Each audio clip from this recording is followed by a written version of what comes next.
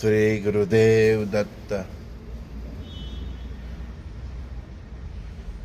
જેટલો આપણે કોઈ વ્યક્તિ પ્રત્યે દ્વેષ ભાવ રાખીએ, વેર ભાવ રાખીએ, એના વિશે આપણે ન બોલવાનું બોલીએ, એનાથી એ વ્યક્તિનું પાપ ઘટે અને આપણું પુણ્ય ઘટે. સમજાયું? જેટલો કોઈ પણ વ્યક્તિ પ્રત્યે, ઇવન આપણી સાથેની શત્રુતાપૂર્ણ વર્તન પણ કેમ નહીં કર્યું હોય, શત્રુ જેવું વર્તન કર્યું હોય, આપણું નુકસાન કર્યું હોય, આપણું અહિત કર્યું હોય, એ વ્યક્તિ પ્રત્યે આપણે જેટલો દ્વેષ ભાવ રાખીએ, કે કોઈ એવી વ્યક્તિ કે જે આપણી હંમેશા બુરાઈ જ કરતી હોય, કે જેને આપણું કાયમ બુરું કર્યું, એવી પ્રત્યે આપણે જેટલો દ્વેષ ભાવ રાખીએ, એના વિશે આપણે ન બોલવાનું બોલીએ, આપણે વિવિધ જગ્યાએ જઈને એના વિશે પંચાયત કરીએ, એટલે જેટલું એના વિશે આપણે બોલીએ, અપશબ્દ બોલીએ કે ન બોલવાનું બોલીએ, જેટલી એની આપણે બુરાઈ કરીએ, એટલું એ વ્યક્તિનું તમારા પ્રત્યે કરેલું પાપ ઘટે અને તમારું પુણ્ય ઘટે. એટલે શ્રી ગુરુદેવ શું કહેતા કે પાપ અને પુણ્યથી પર થવું. એમ પાપ અને પુણ્યથી પર થાય છે, તે આ સંસાર તરી થાય છે. એ જ અવધૂત બને છે, એ જ સંત બને છે ને એ જ મહામાનવ બને છે. આધ્યાત્મિકનો માર્ગ એટલે જ તલવારની ધાર જેવો છે કે તમે જેટલું કોઈના પ્રત્યે દ્વેષ ભાવ રાખો, એટલું એનું પુણ્ય, એનું પાપ ઘટે અને એટલું તમારું પુણ્ય ઘટે. પ્રશ્ન એવું થાય કે દુશ્મનો હોય, શત્રુઓનો હોય, એ પ્રશ્નનો એનો હલ કેવી રીતના કરવો? એની સાથે એકવાર મીટિંગ કરવી, વાત કરવી, અને બને તો પ્રશ્નોના હલ લાવવા.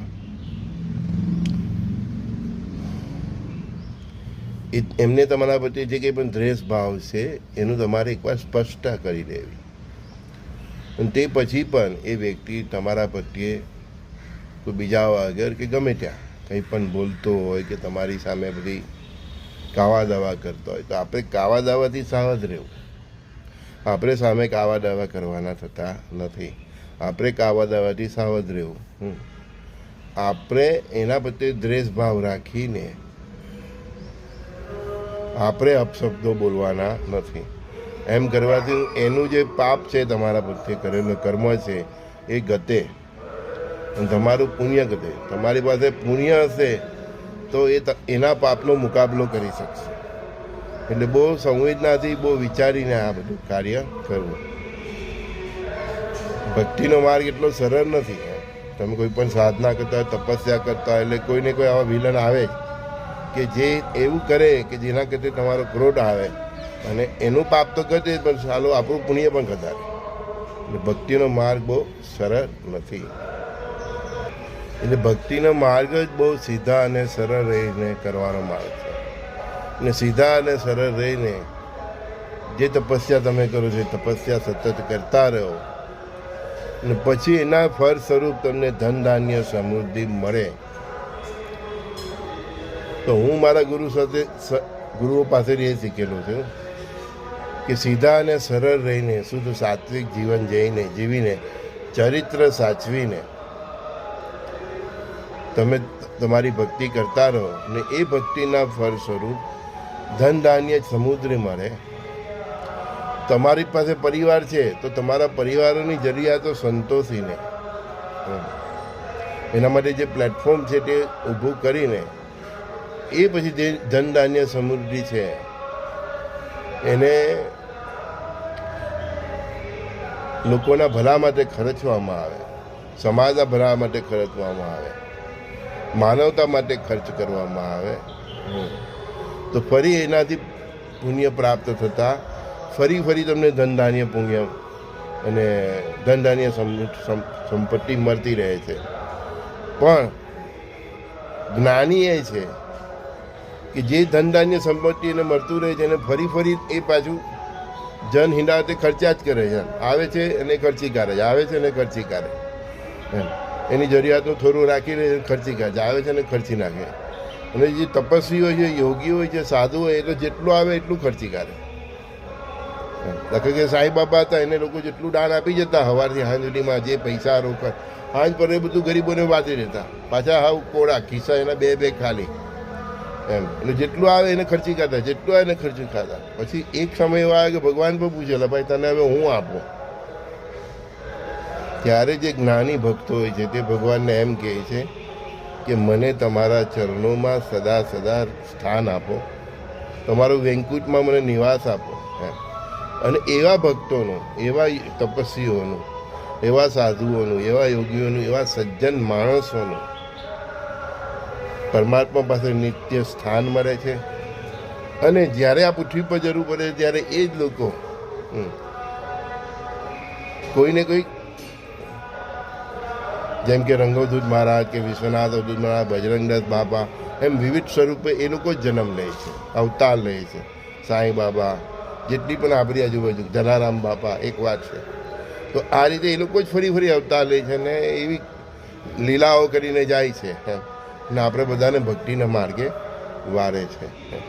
એટલે કેટલું સરળ મેં તમને રસ્તો બતાવ્યો કે શુદ્ધ સાત્વિક જીવન જીવો, સીધા અને સરળ રહો, અને ચરિત્ર સાચવીને પછી એક એવી અવસ્થાએ પહોંચો એમ. સખાભાવ ક્રિએટ કરો, પરસ્પર દેવોભાવનો ક્રિએટ કરો. અને પછી એના પછીનો ભાવ આવી જાય છે, ક્રિએટ થાય છે વસુદેવ કુટુંબકમનો ભાવ. એ ભાવ જાગૃત થાય ને પછી પરમાત્માના જ્યાં તમને દર્શન થાય, અને પછી જે ધન ધાન્ય સમૃદ્ધિ ને બધું તમને મળે છે, દર્શન નહીં થાય તે પહેલાં પણ મળવાનું ચાલુ જ થઈ જાય તપસ્યા હોય એટલે. પછી એને પાછું જનહિતાર્થે જે ખર્ચી નાખે છે અને પોતાનું આત્માનું કલ્યાણ કરે છે, ભવનું કલ્યાણ કરે છે, એ ખરી ભક્તિ છે, એ ખરો જ્ઞાની છે. સંસારી માણસો પાસે પણ ગત જન્મના પુણ્યથી જો અતિ ધન ધાન્ય સમૃદ્ધિ આવતું હોય તો એમાંથી તમારા પત્ની, બાળકો, પરિવારનું કરીને તે પછી તે જે પુણ્યના પ્રતાપથી જે અતિ આવે છે એને ફરી સંસારમાં જન કલ્યાણ માટે જે ખર્ચી નાખે છે તે જ્ઞાની છે. બાકીના બધા માયામાં જ છે. પરમાત્માએ ધન ધાન્ય સમૃદ્ધિ આપી અને જન કલ્યાણ ખર્ચી કાઢી, એ પુણ્યથી ફરી પ્રાપ્ત થઈ અને ફરી જન અર્થે ખર્ચી કાઢી. પરમાત્મા છેલ્લે આવીને પૂછે કે ભાઈ તારે હવે હું આપું એમ, તું તને જે આપું તે પાસે ખર્ચે, એના પુણ્યથી ફરી પાછું તને જે આપું તે પાછું તો ખર્ચી કાઢે, હવે તને આપું. ત્યારે એ સાધક, એ જ્ઞાની કહે છે કે હે પરમાત્મા, મને તમારા ચરણોમાં સદા સદા માટે સ્થાન આપો. ત્યારે પરમાત્માના ધામમાં પછી એનો વાસ થાય છે. અને એ જ વ્યક્તિ જરૂર પડે ત્યારે પરમાત્માની ઈચ્છાથી આપણા પૃથ્વી પર અવતાર લે છે. એ સાધક, એ તપસ્વી પરમાત્મા પાસે પાપ અને પુણ્યથી પર જીવન માગે કે બસ મને તમારા ચરણોમાં પરમાનન્ટ સ્થાન આપો. મોક્ષ નથી માંગતા. મોક્ષ માંગે એટલે તમારું ચેપ્ટર પૂરું થઈ ગયું. એ પરમાત્માના ચરણોમાં નિત્ય નિત્ય સ્થાન માંગે છે. એ પરમાત્મા એના વેંકુટવાસમાં જ નિવાસ આપે છે. જેટલી આપણે સીધી અને સરળ ભક્તિ કરીએ, પરમાત્મા એટલો એનો સ્વભાવ, ગુરુ એની પ્રકૃતિ, એનો સ્વભાવ આપણી અંદર ખોલતા જાય છે.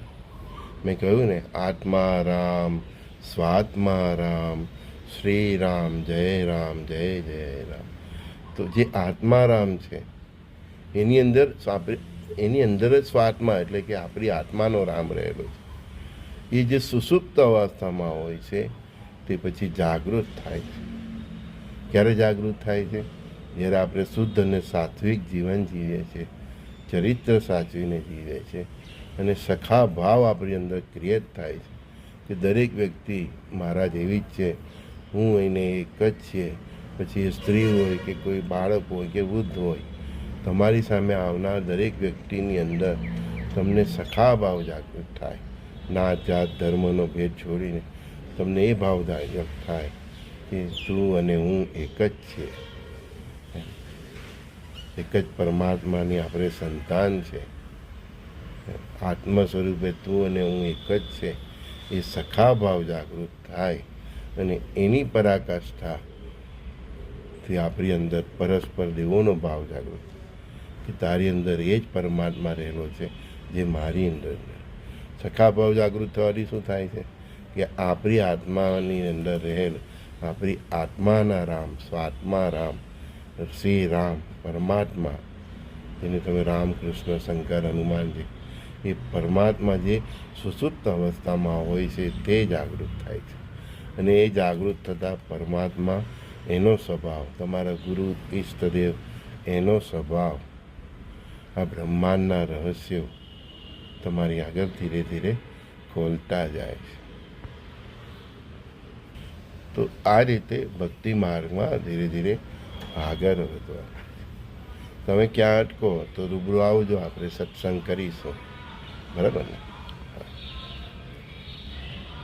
ઘણા કે મારા તો જમાઈઓ આવા છે, મારા તો વહુઓ આવી છે, મારી તો ભાઈઓ હોય છે, મારી તો નરન આવી છે. લંકામાં જ વિભીષણનો ઉદય થયો હતો. પ્રહલાદને જોઈ લો, હિરણ્યકશ્યપના પુત્રને. જ્યારે તમે ભક્તિ કરવા માંગો એટલે તમારી આજુબાજુના પરિબળો જ પહેલાં તમારો વિરોધ કરે. તો એને આપણે સીધા અને સરળ રહીને શાંત ચિત્તે, મેં તમને કીધું તેમ પ્રથમ જ કીધું, દ્વેષ ભાવ રાખ્યા વિના આપણે આગળ ચાલતા રહેવાનું છે. વિભીષણ હતો, એના ભાઈઓને કેટલો પ્રેમથી સમજાવતો હતો કે નહીં, આ આપણો ખોટો માર્ગ છે. બસ આપણે એમ પ્રેમથી સમજાવવાનું. આપણા રિશ્તેદાર હોય, ચાહે આપણી પત્ની હોય કે આપણો પતિ હોય, આપણે એને પ્રેમથી સમજાવવાનું. જબરજસ્તી નહીં કરવાની કે તમે જે માર્ગે જાઓ છો તે માર્ગે એ આવે છે. ધર્મના માર્ગ એવો છે કે જ્યાં પ્રેમથી આવે, સરળતાથી આવે, એના હૃદયમાં ભાવ જાગૃત થાય અને આવે તો એ માર્ગ પછી એને ફળે છે. આમાં જબરજસ્તી વ્યવહાર કરવાનો કોઈ મતલબ નથી. ખાલી ક્યારેક બેન આવે ને પૂછે કે હું તો કંઈ ખાતી પીતી કંઈ નથી, હું શુદ્ધ સાત્વિક જીવન જીવું છું,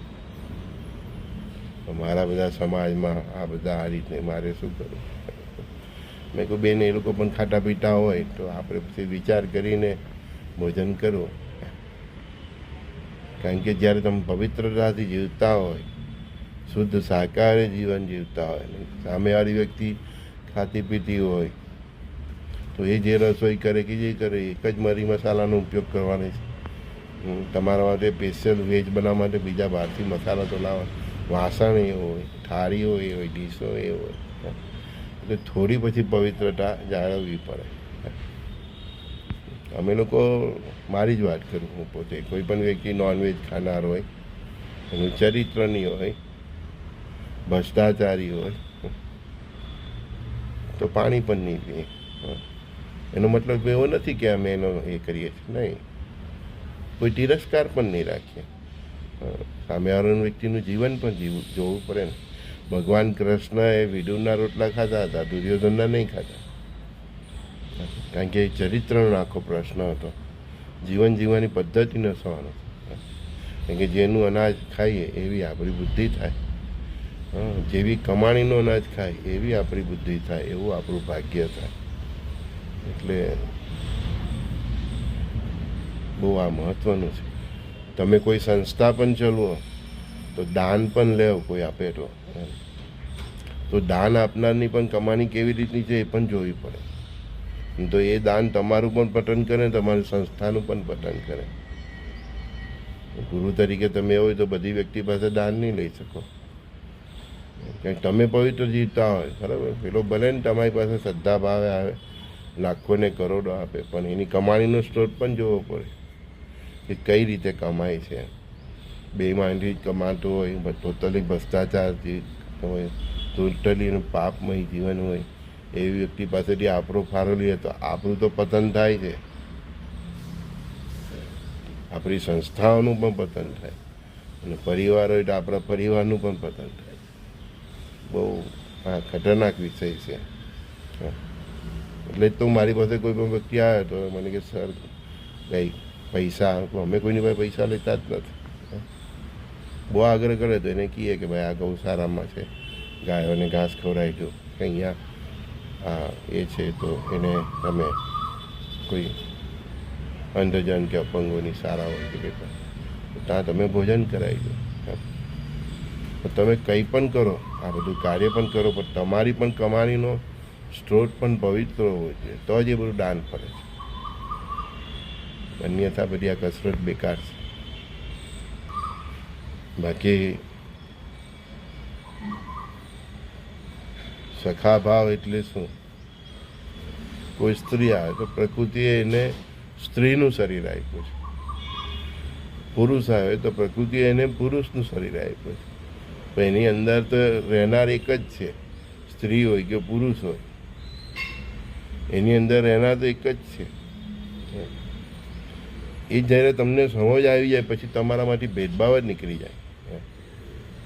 તમારી પાસે કોઈ પણ સ્ત્રી આવે છે, અમારી પાસે આવે, બહેનો પણ મળવા આવે, બરાબર, તો સંસારની દ્રષ્ટિએ, પ્રકૃતિની દ્રષ્ટિએ એને બહેનો કહેવું બરાબર છે. અને એની અંદર જે આત્મા રહેલો છે તે પરમાત્માનો જ અંશ છે, જે રીતે મારી અંદર રહેલો છે. હું ને એ એક જ છે, એ જ સખાભાવ. એટલે અમે એ વ્યક્તિને પણ એક આત્મા તરીકે જ ટ્રીટ કરીએ છીએ, અમારી પાસે જે આવે છે. હા, પણ એ બેનને અમે સલાહ આપીએ કે પ્રકૃતિએ જે શરીર આપ્યું છે એ શરીરનું આપણે સન્માન કરવું પડે. પણ એ પ્રકૃતિએ જે શરીર આપ્યું છે એનું સન્માન કરવું પડે, પણ એ શરીરમાં રહેવાનું નહીં. એ શરીરમાં રહેવું નહીં એટલે કે હું સ્ત્રી છું એ ભાવથી ન જીવો. પ્રકૃતિએ સ્ત્રી તરીકે શરીર આપ્યું છે તો એ સ્ત્રી તરીકેની જે મર્યાદા છે તે જાળવો, પણ હું સ્ત્રી છે એ રીતે ન જાઉં. હું એક આત્મા છું અને મારું એક જ રહી છે પરમાત્માને પ્રાપ્ત કરવા. એટલે બધી જ બહેનો પણ અમારા માટે સખા જ છે. મને મળવા આવે તો પણ એમ જ કહું, આવો સખા, આવો સખી, એમ નહીં કહેતો. કાયમ કે પ્રકૃતિએ આપેલું એને શરીર સ્ત્રીનું છે અને આત્મા જ છે. આવી જ રીતના એક પરિવાર આવીને પૂછ્યું, સર કુંડલી જાગૃત કરવાની છે, આ બધા ચક્રો ખોલવા માટે શું કરવું? યુટ્યુબ પર આ બધા ક્લાસીસ, આ ક્લાસીસ.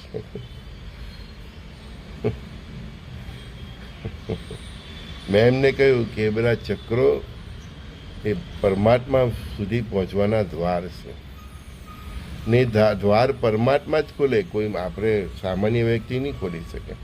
અને કોઈ સમર્થ વ્યક્તિ અયોગ્ય વ્યક્તિના દ્વાર ખોલી દે છે, એ સમર્થની પણ સમર્થતા ખતમ થઈ જાય છે. એમ શુદ્ધ સાત્વિક જીવન જીવો, સરળતાથી જીવો. જે મારા તમને રસ્તા બતાવ્યા છે, ચરિત્ર સાચવીને તમે સખાભાવ ક્રિએટ થતાં જ પરસ્પર જીવોનો ભાવે પહોંચી જાઓ છો, તો પછી એ ચક્રો, એ દ્વાર છે, એ દ્વાર પરમાત્મા જ ખોલે છે. મારા પણ દ્વાર એ પરમાત્માએ જ ખોલ્યા છે. મારા ગુરુએ બેસીને મારા માથા પર હાથ મૂકીને કોઈ ચક્રો ખોલ્યા નથી ને એવું ક્યારેય કરતા મેં જોયા નથી. એ કોઈના ચક્રો એના ખોલતા જ નથી. એ વ્યક્તિને મંત્ર સ્વરૂપે એક બીજ આપી દે. મંત્ર એ શું છે? બીજ છે. ને પછી એ બીજ કઈ રીતે ફરે છે? શુદ્ધ સાત્વિકતા જીવો, ચરિત્ર સાચો, આગળ સખાભાવ પરસ, એ રીતે તમે જીવતા થઈ જાઓ તેમ તેમ એ બીજ ફલતું જાય છે. એની સાથે રોજની મંત્ર સાધના, તમારી ભક્તિ, અને એ ભક્તિ તમારી મેચ્યોર થાય એટલે પરમાત્મા જ એ બધા ચક્રો ખોલે છે.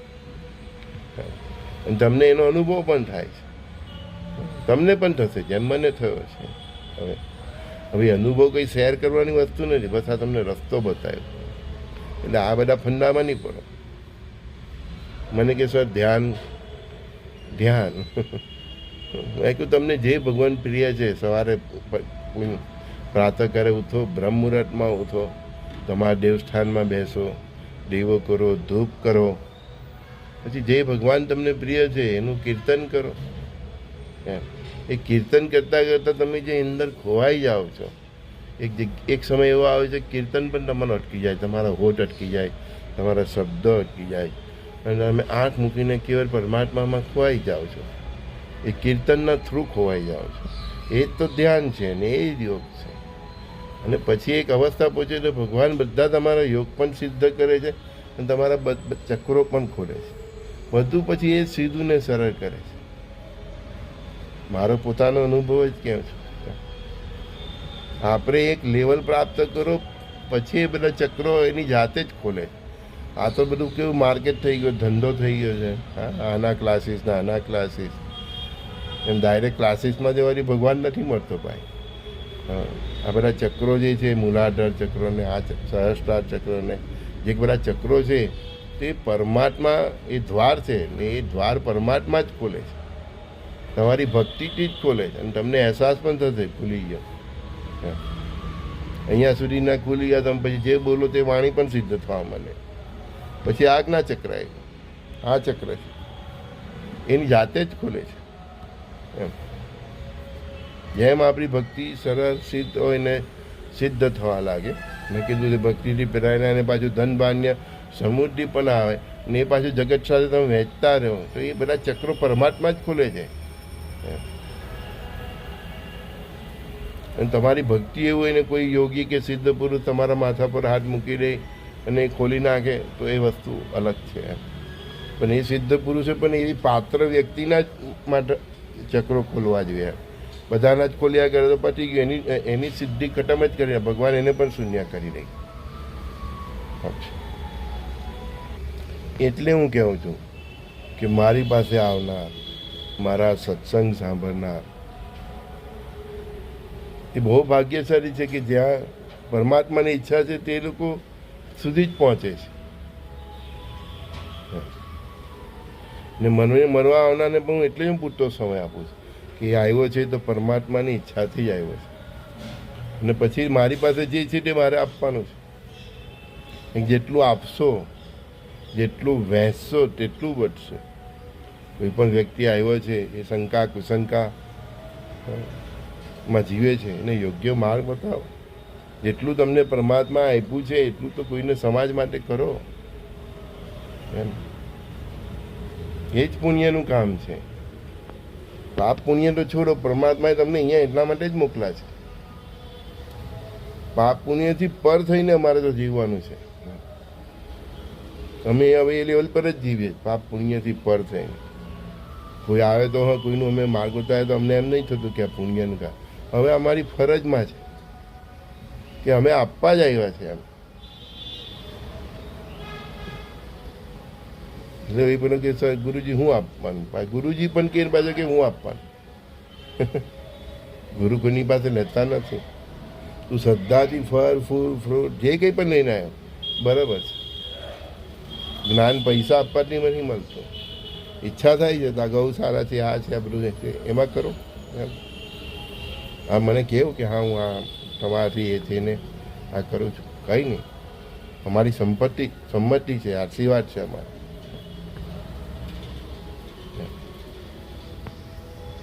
કોની પાસે જાઓ છો એ પણ થોડો ખ્યાલ રાખો. એક બેન આવ્યા એમના પતિ સાથે, તો હું તો આ એક જ ભગવાનની ભક્તિ કરું. એમના પતિને કે પેલા બીજા ભગવાનનો કોઈ પ્રસાદ પણ આવે તો હું એનો એમ કે એને છેડે પણ નહીં. મેં કહું બેન આ જ ખોટું. રામ, કૃષ્ણ, શંકર, હનુમાન, ગણેશજી, શ્રી ગુરુદેવ દત્તાત્રેય ભગવાન, આ બધા દેવ એક જ છે. મૂળ પરબ્રહ્મ સ્વરૂપ. એના 3 સ્વરૂપ રામ, બ્રહ્મા, વિષ્ણુ ને મહેશ. અને એની પછી બધી અવતારી લીલા એની વચ્ચે જ આપણે ભેટ કરીએ. જેમ હું તમારો સખા ભાવથી સ્વીકાર કરું છું દરેક વ્યક્તિનો, જ્ઞાત જાત લિંગ ભેદ બધું ભૂલીને હું આજે સર્વે તમને એમ કહું છું સખા, તો એવા જ ભાવથી તમે દરેક પરમાત્માનો સ્વીકાર કરો. અમે તો પુષ્ટિ માર્ગી ને અમે હરે કૃષ્ણના માર્ગી, અમે સ્વામિનારાયણના ફલાણા ઢીકના પંથમાંથી ઉઠીને તમે પરબ્રહ્મ તરફ કરો. દરેક ભગવાનના તમે મને ને બોલાવો નહીં. સ્વામિનારાયણ મંદિરમાં હું આવી જવા, કોઈ જૈન આવે મને કે મારા ડેરાસરમાં આવો, હું આવી જવા. કોઈ શીખ આવે કે આવી જાવ, કોઈ મુસ્લિમ કે મારી મસ્જિદ પર આવો ને હું આવી જવા.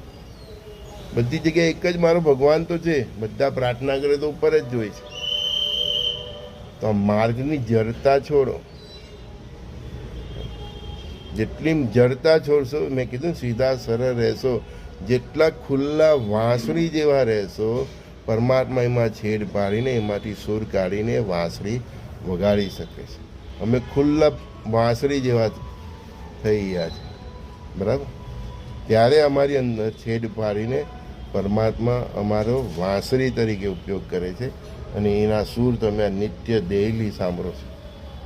જડતા છોડો, વાંસળી જેવા ખુલ્લા બનો. લાકડાની ડાળી હોય તો એમાંથી પરમાત્મા જળ છે, બરાબર, એમાંથી પરમાત્મા શું નહીં કરે છે.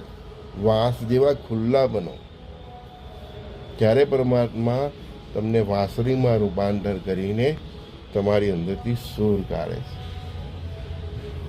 ત્યારે પરમાત્મા એનો તમારી આગળ સ્વભાવ ખુલ્લો કરે છે. એટલે કોઈ પણ પંથ પકડો જાઓ, વાંધો નહીં. સ્વામિનારાયણમાં જાઓ, પુષ્ટિ માર્ગમાં જાઓ, જે માર્ગમાં જવું તો જાઓ.